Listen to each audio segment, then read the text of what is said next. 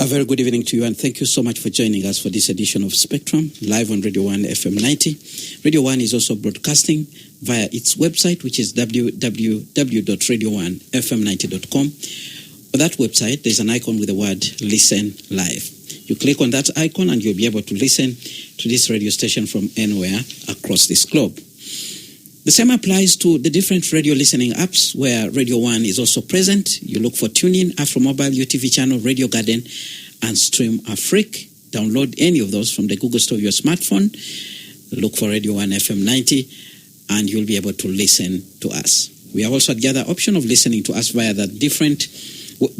DSTV, where our audio channel is 897. Today, we'll continue looking at the current situation on Kiteezi as the matter comes to cabinet for discussions. Now, by close of the weekend, the police had confirmed that 35 bodies had been retrieved from under the heaps of rubbish at the Kiteezi landfill. Now, the police said that about 27 people were still missing, based on information gathered from relatives and area leadership. The political leadership in Kampala also came up with proposals about urgent attention to the heaps of rubbish that still pose a threat. They actually say that if it rains again heavily, there is a possibility that another catastrophe could happen because there are already clear marks on the heaps of garbage that are still in this area, and experts have warned that if it rains heavily, there will be a problem. Now, there's also the issue of relocation and compensation of the affected families. There are people there who are now in tents being taken care of by the Office of the Prime Minister and the Red Cross, but they are supposed to be moved to other places. So there's a debate on how they will be moved, but also there is an issue of compensation for those that are going to lose their land, but also those that lost their lives. President Yoweri Museveni provided to each family that has lost an individual 5 million shillings for burial purposes. But the leaders are saying enough needs to be done. They also want to see money set aside as an emergency to deal with areas where rubbish can be temporarily dumped. There's a place in Katabi which needs working on, according to KCCA political leaders, and it requires money. It was expected that Cabinet would discuss all these matters today and also receive a report for the Inspectorate of Government to determine whether this was an accident or an act of negligence. We'll be getting an update on that. That aside, experts have continued to advise that lessons be taken from this incident as we plan for new cities, municipalities, and towns. They have particularly called for modern methods of handling rubbish. So join this discussion via WhatsApp line, which is 0703-090-090. Tell us what you think, what proposals do you have as far as this matter is concerned. My guest this evening, the Honorable Godfrey Kabyanga Baluku. He's the State Minister in charge of National Guidance. He comes from Kasese. He was one time the Mayor of Kasese. And, of course, he comes from the Ministry of ICT, Information and National Guidance, where he particularly handles the National Guidance docket. He's joining us on the line. We also expect to be joined shortly by the Honorable Muwada Nkunyinji, the Chadondo East MP. Is also the Shadow Minister for Foreign Affairs. Good evening, Honorable Minister, and thank you very much for joining us on the line. Good evening, Kenneth. How are you? And good evening, our listeners on Radio 1. We are doing okay, but still focusing on this issue of Kiteezi. You are in Entebbe, and I gather you have just come out of a cabinet meeting. Has this matter been brought to light at your sitting today? The matter obviously would have been discussed today, but the paper was not presented. Wanted to discuss it when we have enough time, because it really needs to be discussed in details so that we can get a lasting solution for garbage management in the city. So both papers, one which was presented by KCCA and then another one by Disaster Preparedness, have been deferred to Monday next week. So we didn't really discuss them. All right, but someone will say that this should have been a priority because of one, the fact that this was a calamity, but two, there are people who are still stuck in Kiteezi who need to be taken care of, relocated, compensated, but also generally to address the emergency of handling rubbish, which is increasing in Kampala, but also the neighboring towns and probably municipalities. Yeah, but all those priorities are being handled. I think the paper was to bring everything in a more systematic way. But issues of which were in the paper, most of them are being handled. Obviously, the Minister of Disaster Preparedness is already on site, attending to the disaster, and Kiteezi is also already on site doing their work of garbage management. So the paper was a way of formality to formalize all the processes which are taking place. But all interventions will continue, and when the paper is discussed, then they will be ratified. I think not discussing the paper will not stop any of the processes which are taking place right now. All right, but let's look at the general appreciation of the challenge that we have at hand. Some people have said the Kiteezi incident could have been avoided if government had taken heed to the numerous pieces of information that was at its disposal. What's the understanding as you interact with your colleagues, or what is the general feeling around cabinet on this issue? Another time when a disaster happens, then so many theories come up, and then people start talking this and that. But that was a disaster which has happened, and therefore whoever comes up with any reasoning, you cannot blame them because the disaster has happened. But I think generally, probably it would have been avoided. For instance, how did people, for instance, settle around the garbage dumping area? All those are planning issues which need to be handled. But the disaster has happened. Let us not go into apportioning blame. We should now see how to assist the people who have been affected, and also ensure we put their mitigation measures so that such a disaster doesn't happen again anywhere in the country. Well, what would you tell people who actually think, as the government, you are not serious about handling disaster situations? For instance, sometimes there are no funds in place. Some people have even gone to the extent of saying, probably you even lack a policy. Things happen. We have had situations where people have died, even in areas where you come from, the Rwenzori sub-region. We have had incidents in Bududa. But even up to now, there are people who remain in a potential risk, and nothing has been done to actually relocate them or to address the concerns that are responsible for the disasters that have happened. I think when people say we are not prepared, we already have a Minister of Disaster Preparedness, which means we are aware that disasters can happen. But we should also look at what type of disasters do happen. For instance, what happens in Kiteezi, issues of rivers flooding, issues of landslide, issues of mudslide. These are disasters which you cannot predict. Some of them you cannot predict. So I don't see what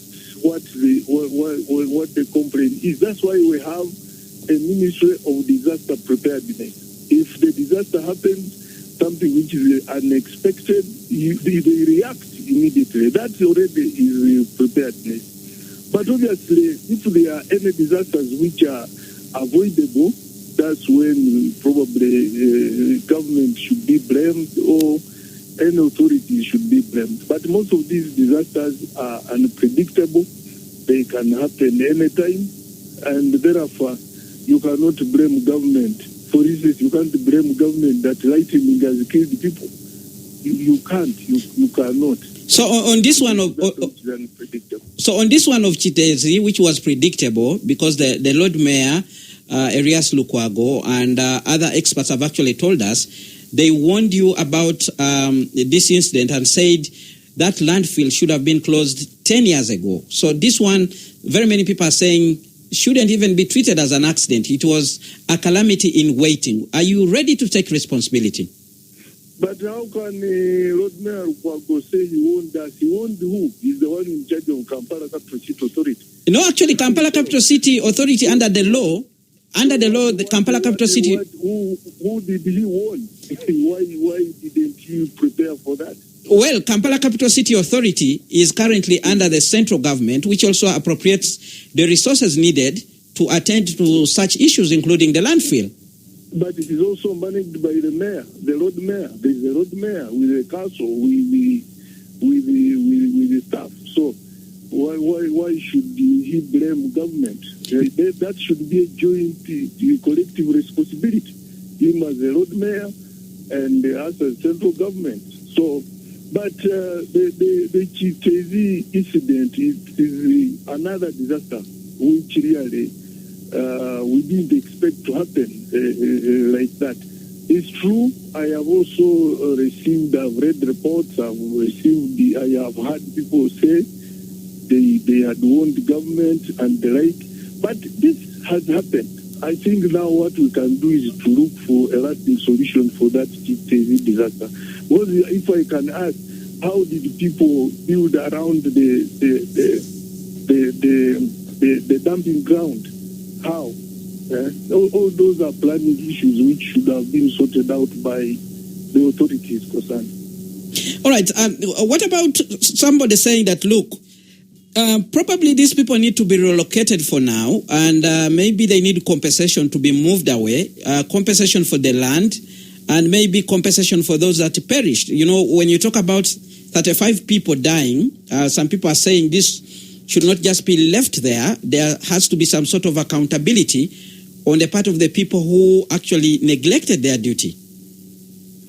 Yeah, now what we are looking at as government is to first save lives, and just as you have said, people need to be relocated to safer places. We console those ones, the survivors. We condole with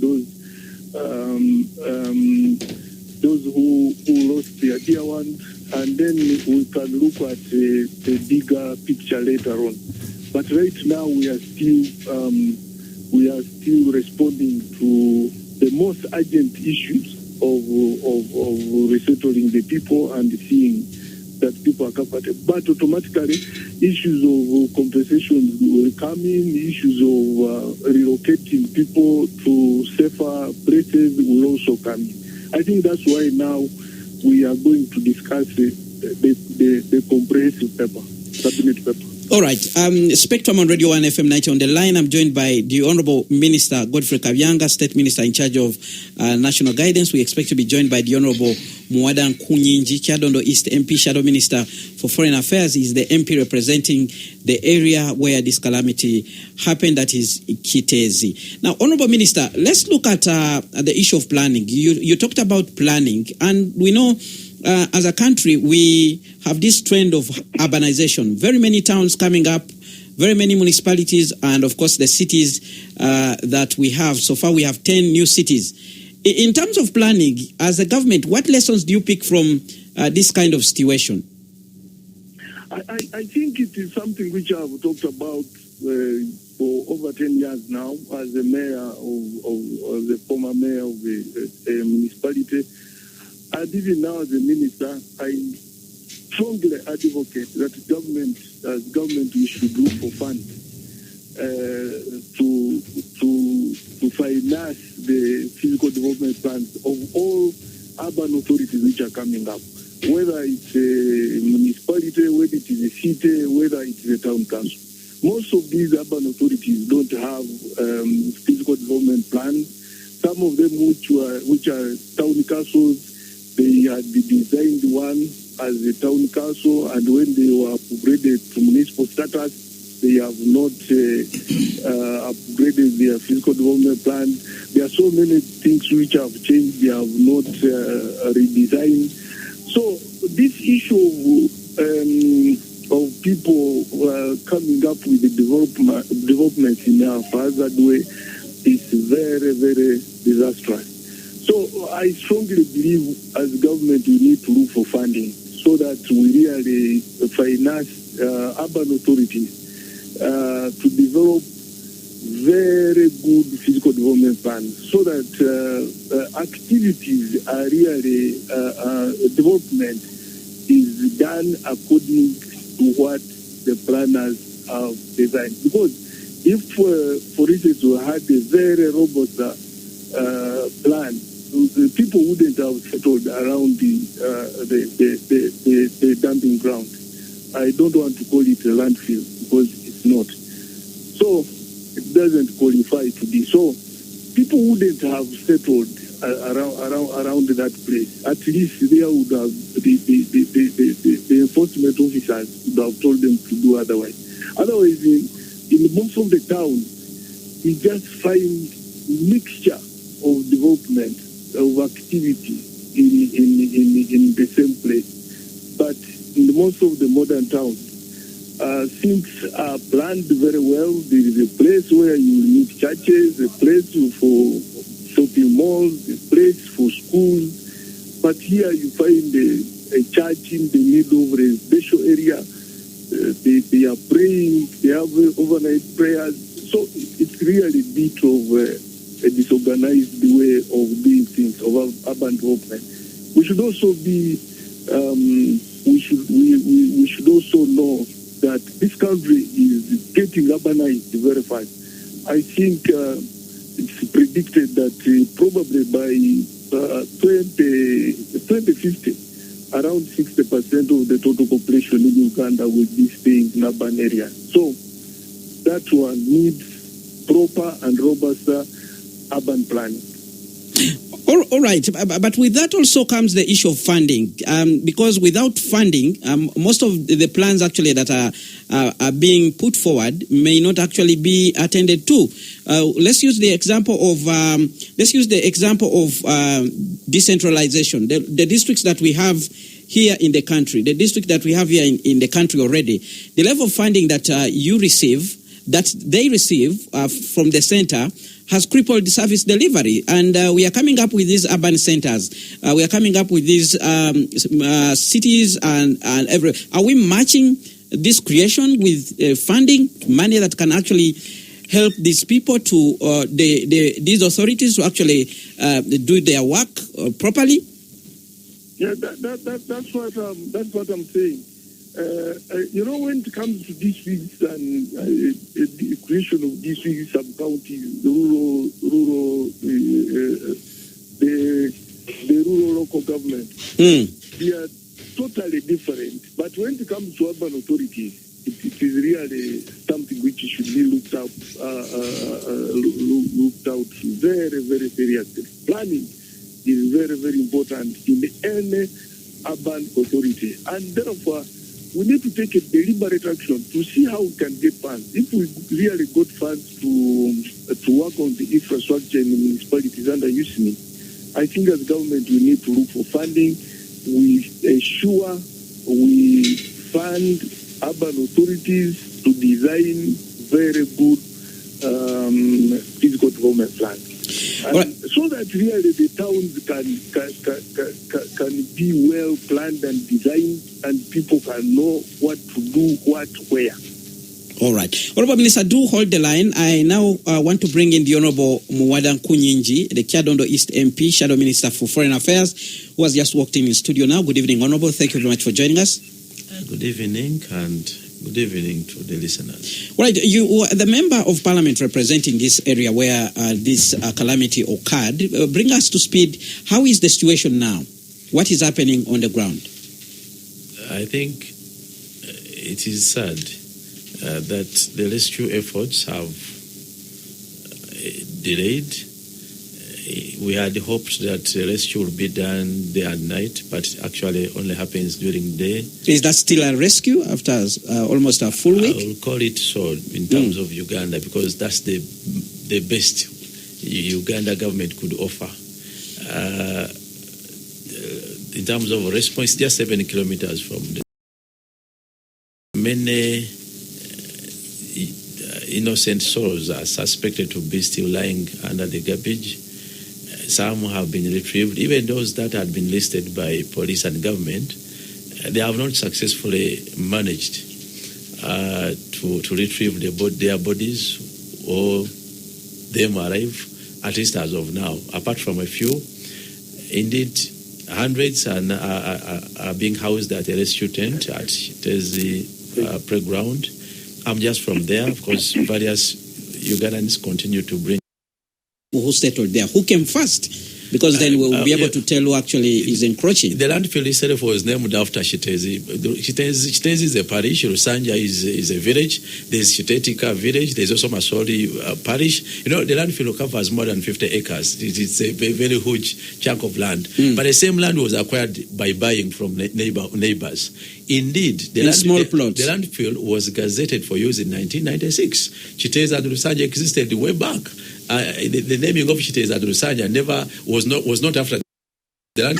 You can only relocate future delivery, but already the garbage on site can't be relocated. We want to hear a comprehensive plan of how to maintain the landfill going forward, so that doesn't affect the neighbors, not only those near it, because the emissions from it affect as far as Gayaza, as far as Watuba. Those are so many kilometers from the landfill. It is a question of management and maintenance.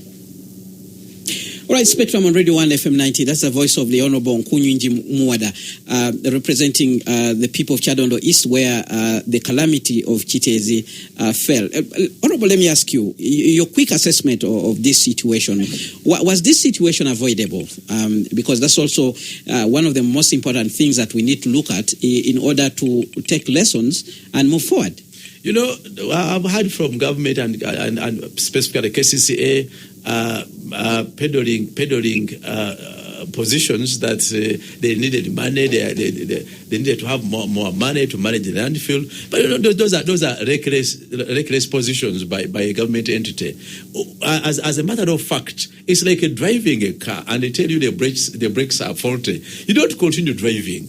We would have expected if KCCA didn't have the money. We have had letters from advice from the district or the health officer of KCCA advising them that this catastrophe might happen. They never heeded to the advice.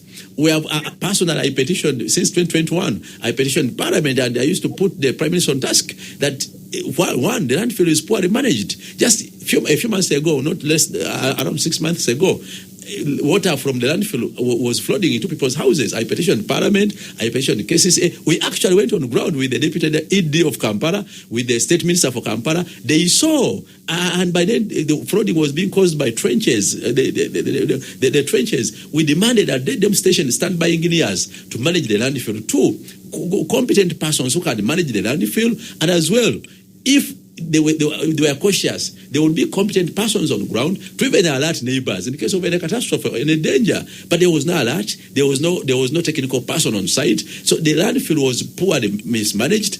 We only heard that they were spending over 4 billion to manage the landfill, but there was no even excavate on ground. Even when it comes to rescue, we had to get them from elsewhere. Now, it was to us there was total negligence, but as well that is to do with the maintenance of the landfill. If it were, and if it was actually a slide by the landfill. But again, we have another narrative. The locals are saying they saw foreign nationals who were deployed. You know, there were two heaps at the site, the old heap and the new heap. Now, the old heap which actually blasted, or what you could call a landfill, whatever the investigation will come up with, they saw foreign nationals. At first, they were talking about Chinese, but recently, when I was on one media with the Deputy Head of Kampala, he considered that they were actually Koreans. And the locals were saying these people had dug holes, put wires and pipes, purportedly to extract gas. Now, the locals narrate that it was a blast from down. It took the garbage and sand up to the sky with the smoke.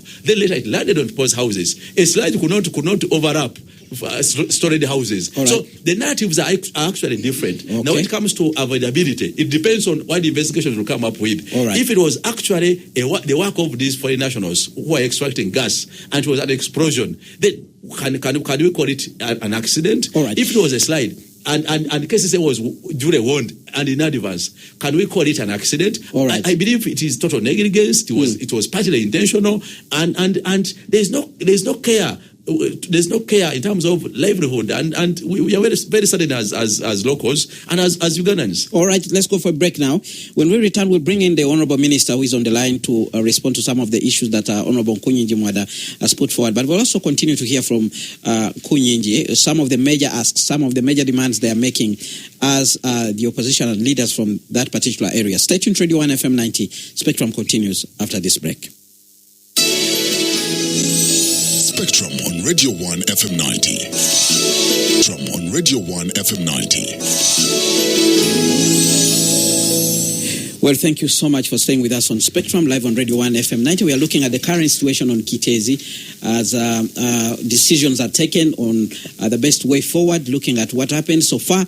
The police confirming that 35 people have lost their lives after they were covered up by the heaps of rubbish at that particular landfill. Some people choose not to call it a landfill. They actually say it is a dump site. And we know 27 people are missing. This evening, I'm speaking to the Honorable Godfrey Kabyanga Baluku, the State Minister in charge of National Guidance, and the Honorable Mwada Kunyinji, Kyadondo East MP and Shadow Minister of Foreign Affairs. I want to bring in the Honorable Minister who is on the line, but let's first hear from you, Honorable Kunyinji. Do you have any major asks, major demands as people from that area in Kiteezi, as a leader representing that area? Before the demands, I want to correct your figures. Those are listed by police as missing are not the only one. The landfill on a normal working day could employ more than 2,000 people from different destinations. And by the time this accident happened or this calamity happened, it was during working hours. So the suspected number of missing are likely to be in thousands. Really? Especially, the counting of police is based on those who had homesteads. And those They're actually saying the information is based on relatives and leaders from the area. Yeah, but they are using those who are the homesteads who are suspected to be missing. But there are those, the landfill was employing so many people, and they could come pick various items from the garbage heaps, and there were thousands on a normal working day. You could see thousands. That's what you're calling employment, because no one at that landfill actually escaped. When the blast happened, it was 5 minutes. All were covered, including those who were in a small machine, even those who were in vehicles. They were covered, and the vehicles are still covered. So you cannot take that police narrative. It is just to manage the numbers and to manage the anxiety of the public. But you will hear more reports that people are missing. Now, back to our demands. One, we want a comprehensive rescue plan. Whether these people are dead or alive, I believe their families must be assisted in rescuing and retrieving their bodies. That's number one. Two, we want a rescue and want to maintain calling it a rescue. Let it be done day and night. Because a full government can't assure us that it has no capacity to conduct a rescue operation day and night in just a few kilometers from the state center. That's absurd. Number three, those people who were affected and were relocated to the tent must be fully compensated and on time.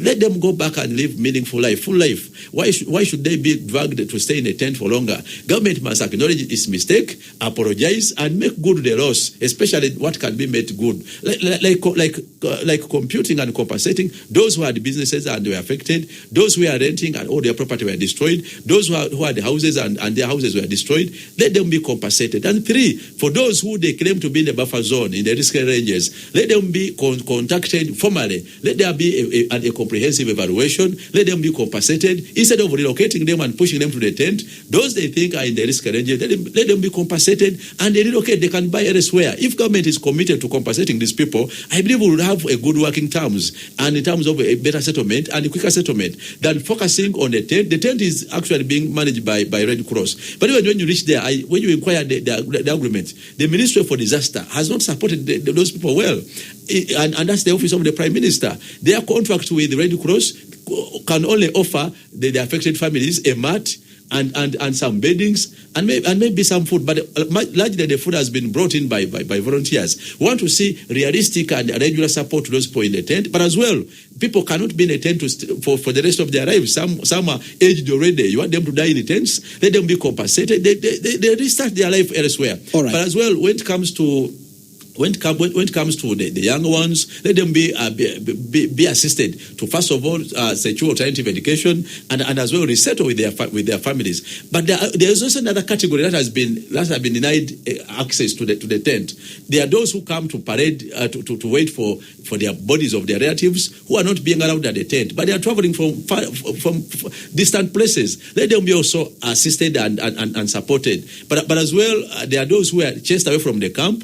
We claiming that they never had a proper narrative. We want to tell government and whoever is managing the camp that these are distressed people. When it happened, you can ask them, they can give you 4 answers before you get the right answer, because they are still in shock and stress. Even those in tent need a lot of emotional and psychological support. So government must be alive to the fact that this was a shocking experience, and sometimes people may actually be right, but they may have that hardship in narrating and showcasing justification that they are among the victims. But as well, we also want a very unequivocal apology from the state. All right. The people were killed by the state. All right. And we don't want the state to beat around the bush, and also acknowledge that those near the landfill are actually legitimate landowners. All right. Let's bring in the minister. Discussions with these people must be based on good and approached with good intentions. They are legitimate landowners with Milo and freehold. Land ownership can't be assumed. All right. It is factual. They have the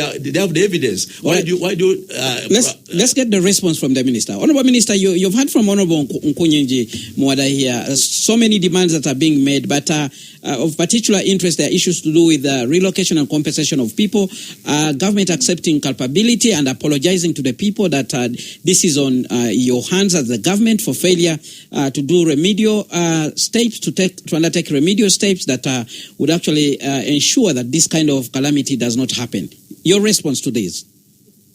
First of all, I understand the predicament of my colleague, Honorable Nkunyenji, because I'm a person who comes from a disaster-prone area, and some of these disasters have happened in my area, and I know the sentiments and the feelings around when such a disaster happens, and therefore I would like to say sorry to him, and I know he's in a very tight situation.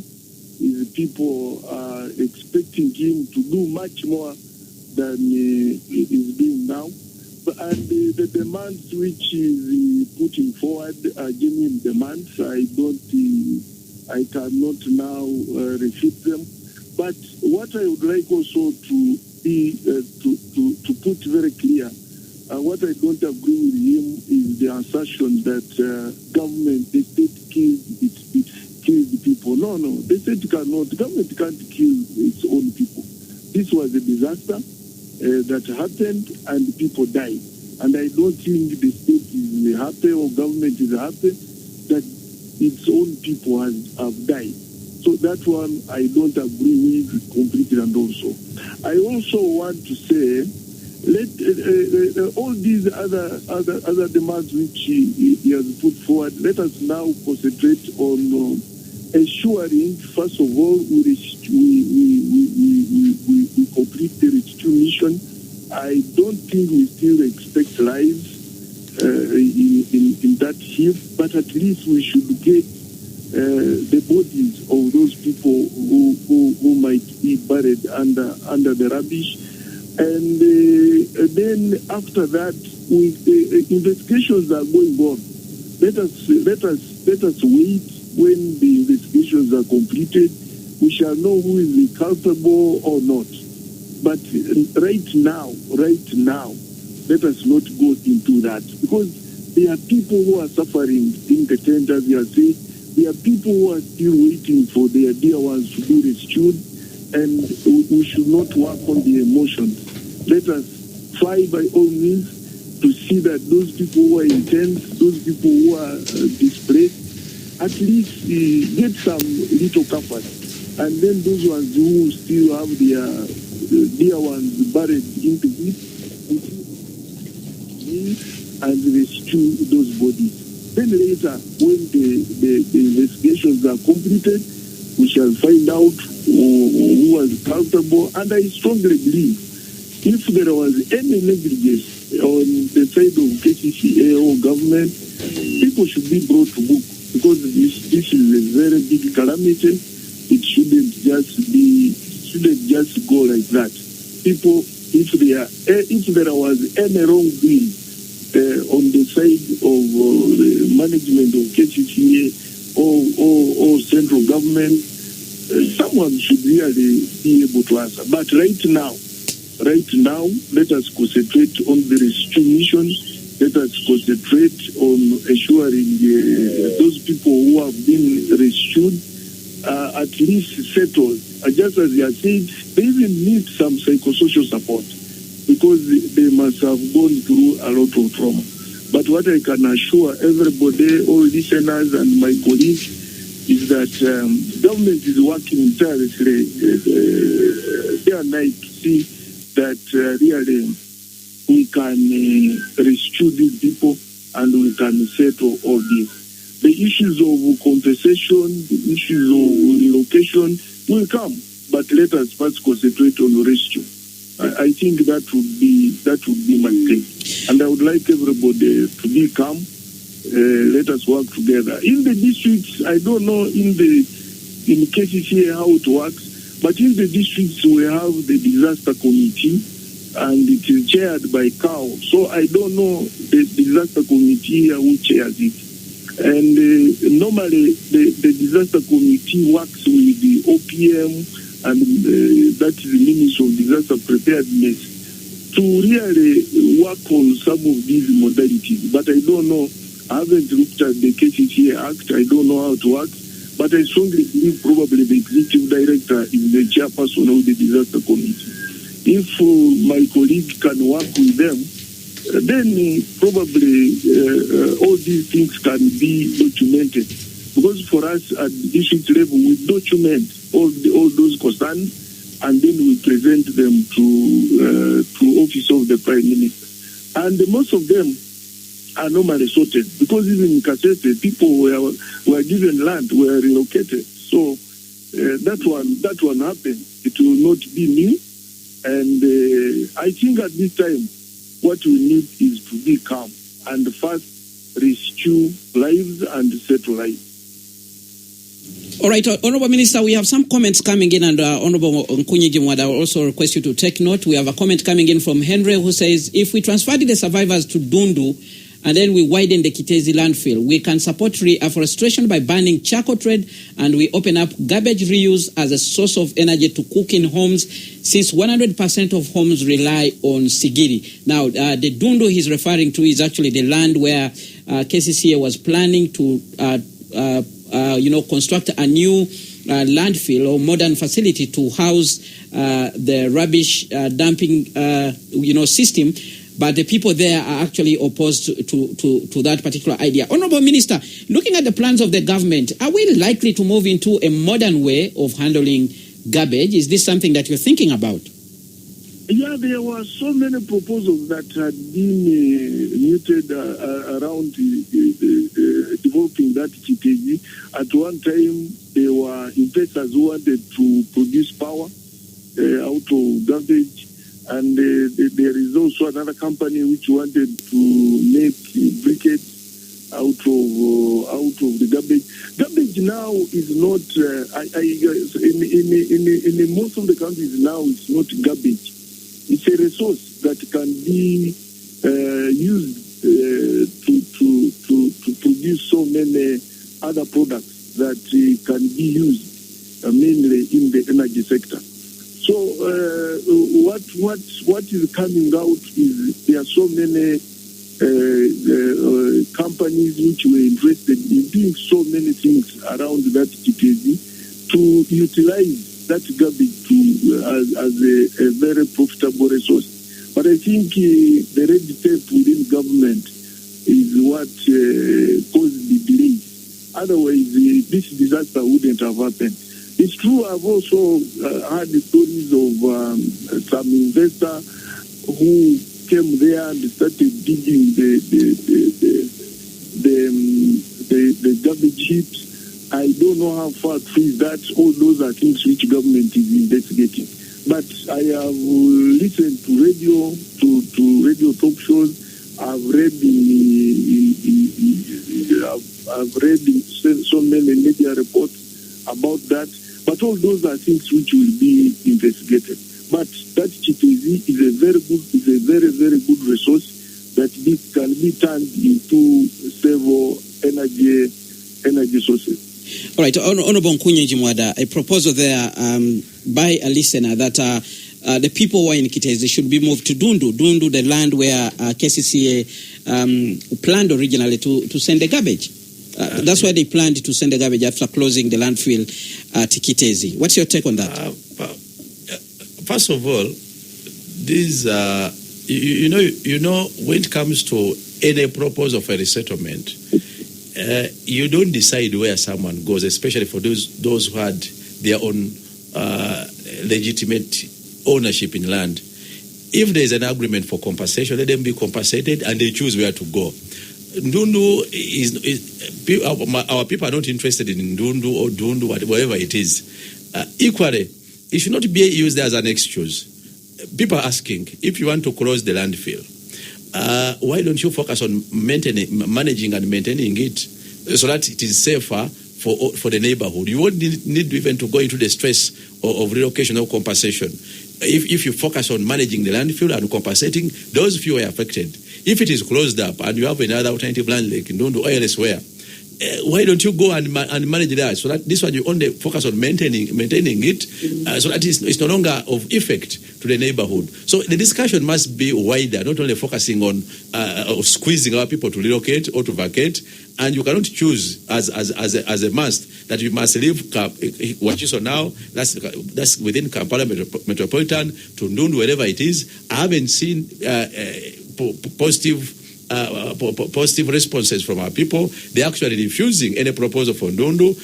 If it is on table, let government focus on utilizing Ndundu for a landfill or for whatever reason. But again, when it comes to compensation, as by law, you focus on what someone had, compensate them their due, the due amount of their claim, and they choose where to go. That's number one. But again, the 1 million question is, why do you focus on relocating them if you are saying you are closing the landfill? All right, we have more comments coming in. Benon Fred Twinamasco, I'm wondering how an investor was gotten to set up a fertilizer factory in Mbale when Kampala City is choking of organic garbage that could be processed into organic manure. Sincere condolences to those who lost their loved ones. That's a comment from Benon Fred Twinamasco. Then we have another comment from Ephraim, who is listening in from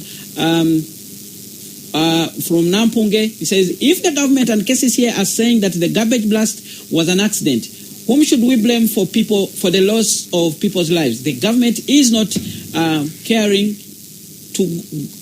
Go to Ginger Town. Garbage is collected and left in the middle of the city near Ginger Central Market. No one seems to care. That's a comment from that listener there.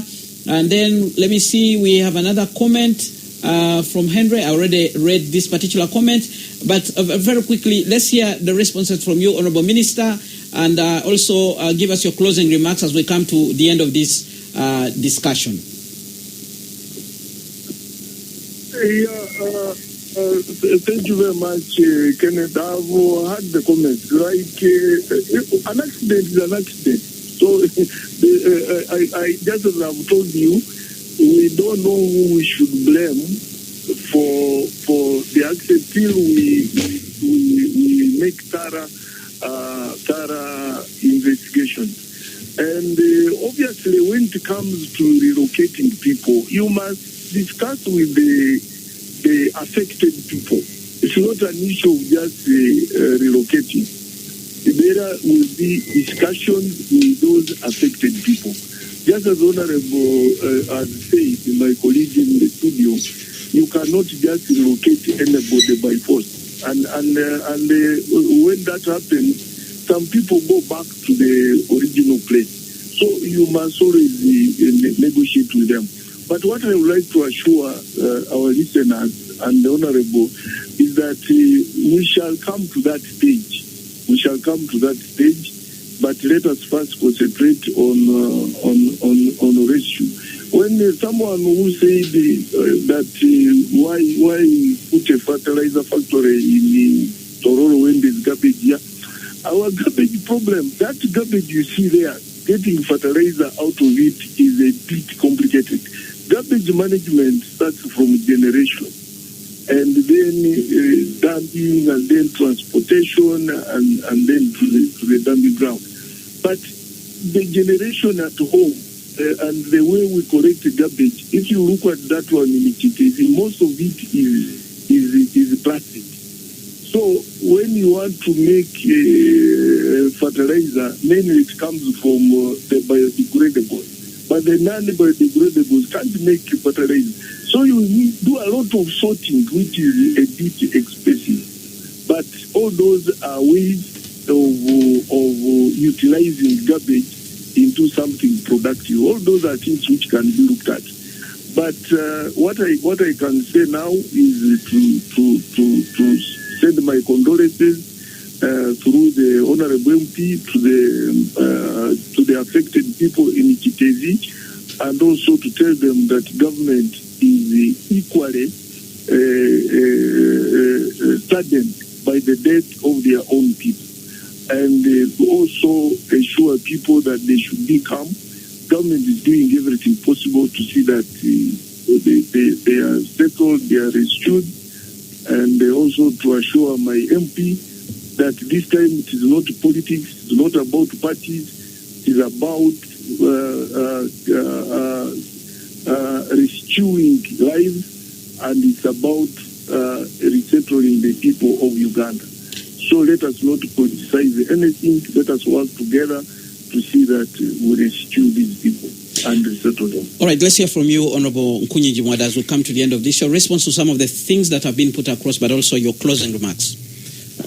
I want to sympathize with my people and pray that we accept fate as we demand that an exhaustive investigation is done. Of course, the narratives are many. I want to thank the Honorable Minister for being courteous and humble, unlike many others. And two, when we demand for investigation, all the narratives require investigation. And as well, we want also government to acknowledge that our people are lawful owners of land, and they should negotiate and deal with them as that.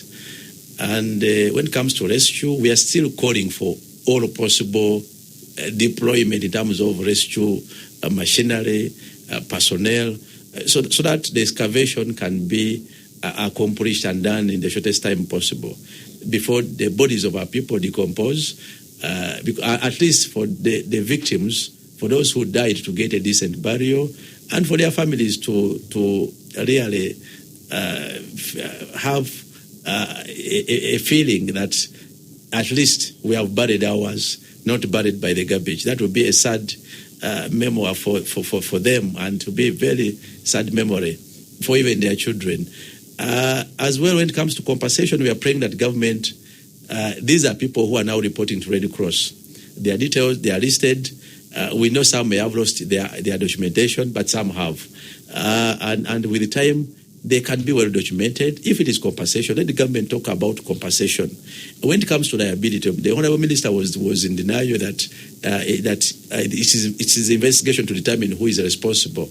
But as a matter of law, when you are an operator of a premise, like now the landfill, you owe a duty to the neighbors. All right. So that is a legal duty, that the landfill was owned and managed by Kampala Capital Store Authority. It is part of the big executive as government. So the liability of government exists, whether it's an accident or not. Once you operate anything on your land and it affects a neighbor, the law is very clear that you are responsible. So government must quickly accept responsibility and liability beyond the rescue and the tent as being managed. These are people who must be placed back to their original position where possible, and compensation where possible. So we are demanding for that agency, and as well, we welcome all prayers from the people of Uganda. Pray for us. It's a very saddening moment. All pray right. for those people, pray for their families, and let's pray for our country.